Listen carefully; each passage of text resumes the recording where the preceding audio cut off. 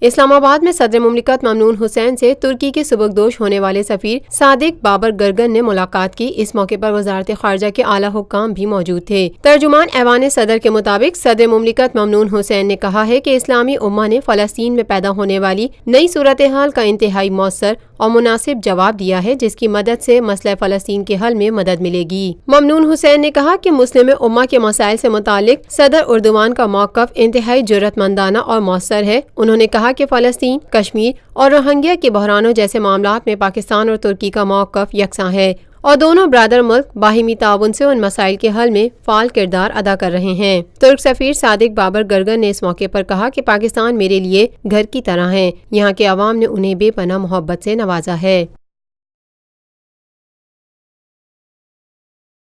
یہ ہے خبر کا جہاں اور آپ دیکھ رہے ہیں TNN TV۔